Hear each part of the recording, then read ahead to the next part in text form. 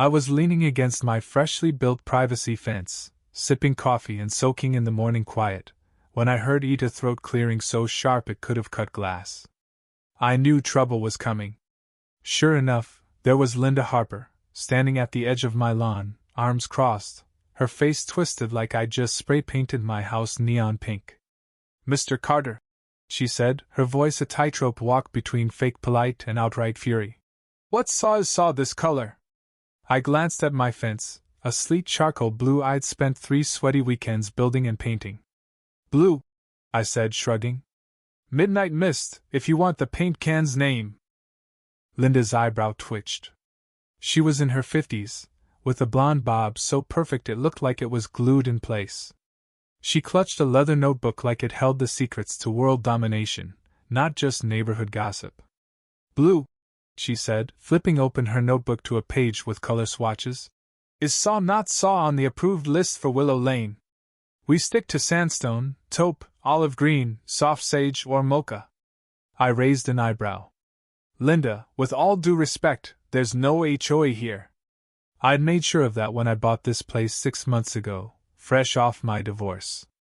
No HOA was my top priority, right above a decent garage and a VYB that didn't scream "saw my ex-wife," Emily Saw.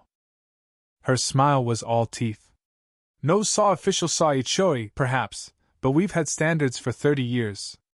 This eyesore will tank property values." I checked the county codes before building. Nothing banned a blue fence. "I'm within my rights," I told her. She snapped her notebook shut. "We'll see. I'm starting a petition.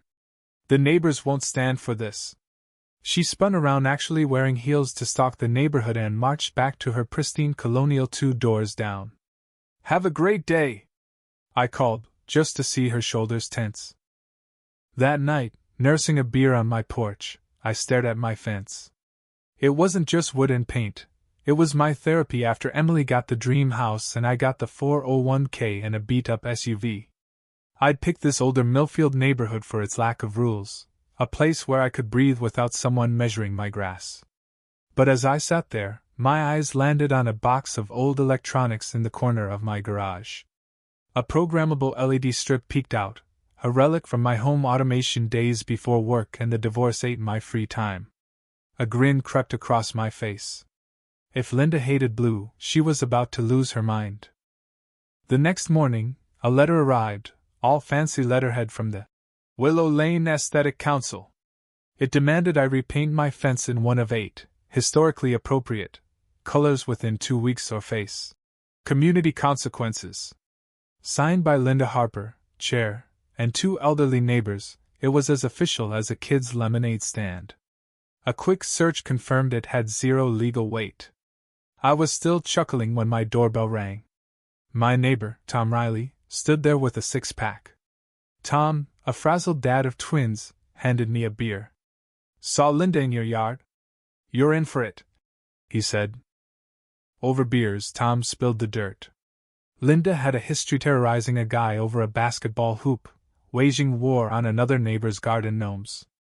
"Her husband was on the city council before he passed," Tom said. "She thinks it makes her queen of the block."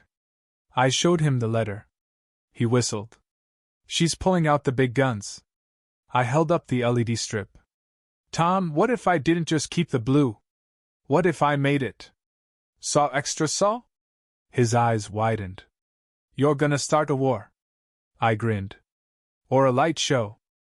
I dove into research. LED tech had come a long way, brighter, tougher, with controls that could make a Vegas casino jealous. I sketched plans, 180 feet of high-density strips, weatherproof connectors, and a system for wild patterns. It wasn't cheap, but the thought of Linda's face made it worth every penny. I posted about my idea on a maker forum, and a local electrical engineer, Mia Tran, messaged me. "Saw your fence project," she wrote. "I do big light installations. Want help?" We hopped on a video call. Mia, with purple-streaked hair and a wicked grin, got the full story. "So, your neighbor hates blue, and you're making a giant glow stick? I'm in." Mia was a game changer. She designed lights for concerts and festivals, and her side gig was custom setups for rich folks. "We can do more than colors," she said, showing me a building she'd turned into a pulsing art piece. "Patterns, animations, even music sync." I leaned closer to my screen. "How crazy can we go?" She laughed. "Think Times Square meets a rave." Perfect. While parts shipped, Tom kept me posted on Linda's petition, which was flopping with newer residents. "She told the Wilsons their house value could drop 15%, he said, helping me mount brackets. "They asked for proof, and she just stormed off." We worked fast, hiding LED strips on the fence's inner side to keep it subtle during the day. Mia brought pro-grade gear, and Tom's kids got so excited they started sneaking over to watch. By Sunday, we were ready. As dusk fell, we gathered in my yard. I hit a button, and the fence glowed soft white, then faded to my original blue. "Gorgeous," Mia said. Then I clicked again. A rainbow ripple raced around the fence, colors dancing like a Levi-Whined painting. Tom howled with laughter. "Linda's gonna stroke out." Neighbors stopped to gawk. A woman across the street yelled, "This is awesome! Every night?" I waved back, grinning. Then Linda's white SUV crawled by. Her face went from confused to horrified to apoplectic. 10 minutes later, my phone rang. "Turn it off," she snapped. "This is obscene." I kept my voice sunny. "I'm just following your color list, Linda. And a few bonuses." "Night." I hung up. Mia bet the cops would show in an hour. Tom said 12. It took 37 minutes. Officer Lopez rolled up, looking like he'd rather be anywhere else. "Got a light complaint," he said. Mia dimmed the display to a calm blue-green pulse. Lopez circled the fence, then shrugged. "Looks like fancy yard lights. No brighter than Christmas decorations." I handed him my code research. "All legal, officer." He nodded, impressed. "You've done your homework." Before Levi-Whined, he glanced back. "What else can it do?" I made sure his cruiser blocked Linda's VYEW, then unleashed a concert-worthy color explosion. Lopez chuckled. "Keep it chill after 10, okay?" Linda didn't quit. She filed a city complaint, but the inspector found no issues. She called an emergency meeting, but half the neighbors skipped it, and some praised my lights. I upped the ante, programming "Hello Neighbors" in scrolling text.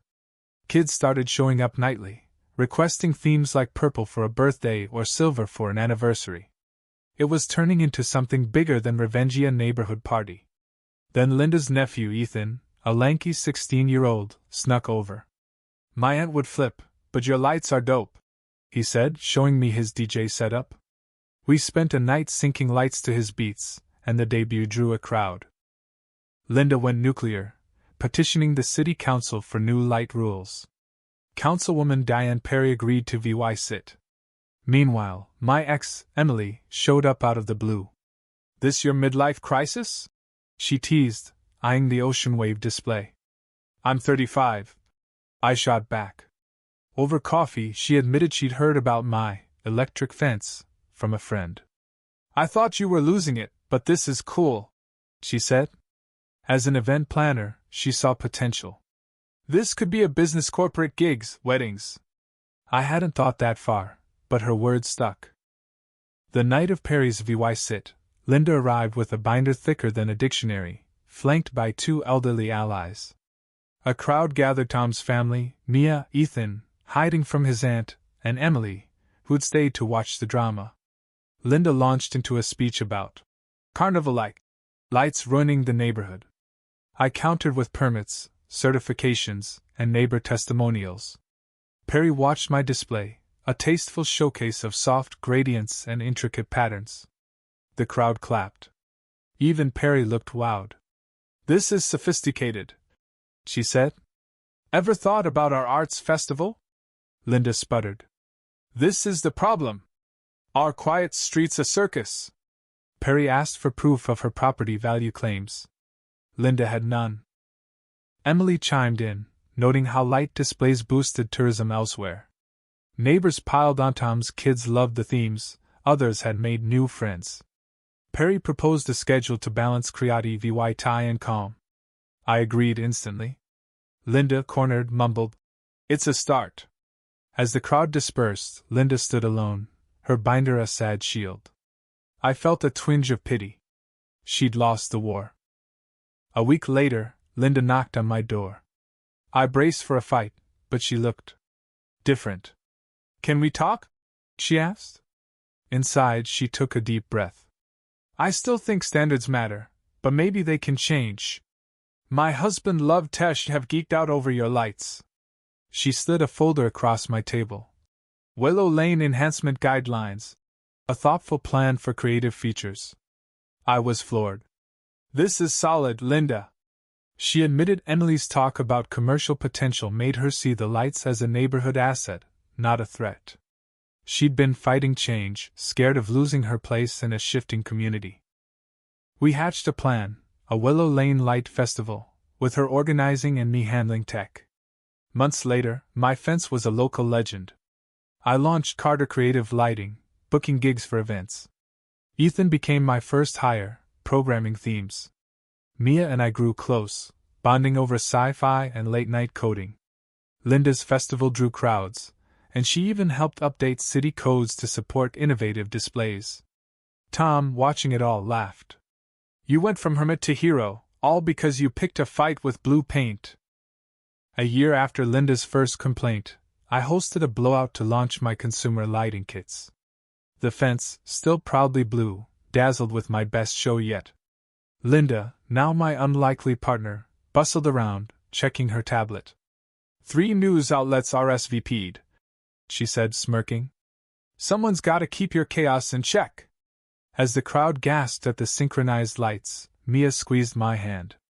I looked from her to Linda to the glowing faces around us.